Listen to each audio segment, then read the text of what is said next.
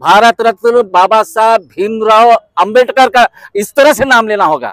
आप अगर 100 बार अंबेडकर अंबेडकर बोल रहे हैं तो एक बार अंबेडकर जी का नाम ले रहे हैं, जिससे ये जहन मालूम होता है कि आपकी सोच कितनी कमजोर है, आप कितना नफरत करते हैं।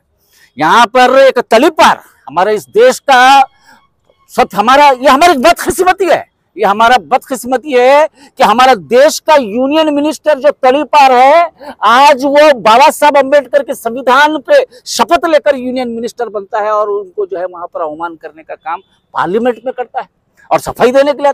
शर्म आना चाहिए, शर्म आना चाहिए। मैं ये बाबा साहब अंबेडकर किसी एक ऑर्गेनाइजेशन के बाबा साहब अंबेडकर नहीं है, बाबा साहब अंबेडकर किसी समुदाय के बाबा साहब नहीं है, वो पूरे इस देश के, ये पूरे देश के जो संविधान हमको दिए हैं, जो तुम जय श्री राम के नारे लगाते हो, हम जय भीम के नारे लगाते हैं। इसीलिए बाबा साहब अंबेडकर के कॉन्स्टिट्यूशन संविधान आर्टिकल 19 और 25 में हमको हक देता है कि हम अपने मजहब के मुताबिक हम अपना नारा लगाएंगे, तुम अपना नारा लगाओ। आप 1000 मर्तबा जय श्री राम के नारे लगाएंगे तो या करोड़ों बार जय भीम के नारे लगेंगे यहाँ से।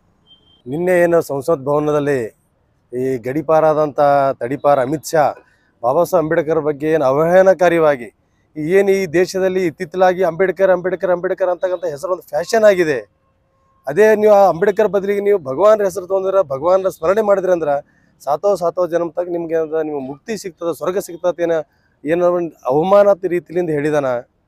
ಅರೇ ಅಮಿತ್ ಶಾಗೆ ನಾನು ಹೇಳ ಬಯಸ್ತೀನಿ, ನಾವು हजारों वर्षलिंद हजारों सालों से भगवान का पूजा करते आए थे हमारे लोग।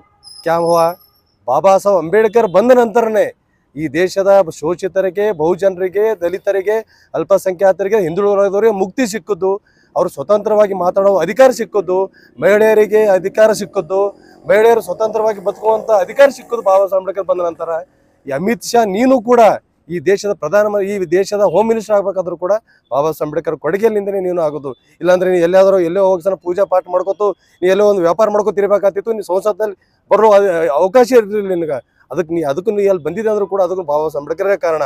ಈ ಏನು ಪ್ರೈಮ್ ಮಿನಿಸ್ಟರ್ ಅಂದ್ರೆ ನರೇಂದ್ರ ಮೋದಿ ಅವರು ಏನು ಹೇಳ್ತಾರೆ, ಎಷ್ಟೋ ಸರಿ ನಾನು ಚಾ ಮಾರೋದು ಬಿಟ್ಟು ನೀ ಪ್ರೈಮ್ ಮಿನಿಸ್ಟರ್ ಆಗಿದೆ ಅಂದ್ರೂ ಕೂಡ ಅದಕ್ಕೆ ಬಾಬಾ ಸಾಹೇಬ್ ಅಂಬೇಡ್ಕರೇ ಕಾರಣ. ಇಲ್ಲಾಂದ್ರೆ ನೀವು ಅಲ್ಲೇ ರೈಲ್ವೆ ಪಟ್ರಿ ಮ್ಯಾಗೆ ಏನದಲ್ಲ ನೀ ಚಾ ಮಾರ್ಕೋತಿರ್ಬೇಕಾಗ್ತಿತ್ತು. ಈ ಬಾಬಾ ಅಂಬೇಡ್ಕರ್ ಅನ್ನೋದು ಅಂಬೇಡ್ಕರ್ ಈ ದೇಶದ ಶೋಷಿತರು, ದಲಿತರು, ಹಿಂದುಳಿದ ವರ್ಗದವರು, ಅಲ್ಪಸಂಖ್ಯಾತರು ಎಲ್ಲರೂ ನಮ್ಮ ನರ ನಾಡಿಗಳಲ್ಲಿ ಬಾಬಾ ಸಾಹೇಬ್ ಅಂಬೇಡ್ಕರ್ ಅದಾರ. ನಮ್ಮ ತಲೆಯಲ್ಲೇ ಬಾಬಾ ಸಾಹೇಬ್ ಅಂಬೇಡ್ಕರ್, ನಮ್ಮ ಎದೆಯಲ್ಲಿ ಅಂಬೇಡ್ಕರ್ ಅದಾರ. ನಮ್ಮ ನರ ನಾಡಿಗಳಲ್ಲಿ ಬಾಬಾ ಸಾಹೇಬ್ ಅಂಬೇಡ್ಕರ್ ತುಂಬಿಕೊಂಡಿದ್ದಾರೆ. ನೀವು ಎಲ್ಲರೂ ನೀವು ಬಂದು ಈಗ ನಿಮಗೆ ತಕ್ಲೀಫ್ ಆಗ್ತದೆ, ತ್ರಾಸ ಆಗಕತ್ತದ. ಯಾಕಂದ್ರೆ ಎಲ್ಲ ಬರ್ತಕ್ಕಂಥ ಎಲ್ಲ ಈಗಿನ ಇವಾಗ ಎಲ್ಲ ಬರ್ತಕ್ಕಂಥವ್ರು ಬರೀ ಬಾಬಾ ಸಾಹೇಬ್ ಅಂಬೇಡ್ಕರ್ ಹೇಳ್ತಾ ಇದಾರ, ಸಂವಿಧಾನ ಹೇಳ್ತಾ ಇದಾರ. ನಿಮಗೆ ಮನುವಾದಕ್ಕೆ, ನಿಮ್ಮ ಮನುಸ್ಮೃತಿಗೆ ಧಕ್ಕೆ ಆಗತ್ತದ. ಆ ಒಂದು ಆತಂಕದಿಂದ ನೀವೇನು ಮಾತಾಡಕತ್ತಿದ್ರಿ, ನಾವು ಇದನ್ನು ಪಾರ್ಲಿಮೆಂಟದಲ್ಲಿ ಮಾತ್ರ ನಾವು ಇದನ್ನು ಖಂಡನೆ ಮಾಡ್ತೀವಿ. ಈ ದಲಿತ ಸೇನೆ ರಾಮಲೀಲಾ ಸಂಘಟನೆ ವತಿಯಿಂದ ಇವತ್ತು ನಾವು ಮಾನ್ಯ ಜಿಲ್ಲಾಧಿಕಾರಿಗಳಿಗೆ ಮನವಿ ಪತ್ರವನ್ನು ಸಲ್ಲಿಸೋದ್ರ ಮೂಲಕ ಅವರ ಮೂಲಕ ರಾಷ್ಟ್ರಪತಿಗಳಿಗೆ ಮನವಿ ಪತ್ರವನ್ನು ಸಲ್ಲಿಸ್ತಾ ಇದ್ವಿ. ಮುಂದಿನ ದಿನಗಳಲ್ಲಿ ಉಗ್ರವಾದಂಥ ಹೋರಾಟವನ್ನು ಮಾಡಿ ಈ ಅಮಿತ್ ಶಾ ಮತ್ತು ಬಿಜೆಪಿ ಸರ್ಕಾರಕ್ಕೆ, ಈ RSS ಅಜೆಂಡಕ್ಕೆ ನಾವು ಒಂದು ತಕ್ಕ ಉತ್ತರ ನೀಡಬೇಕಾಗುತ್ತೆ ಅಂತೇಳಿ.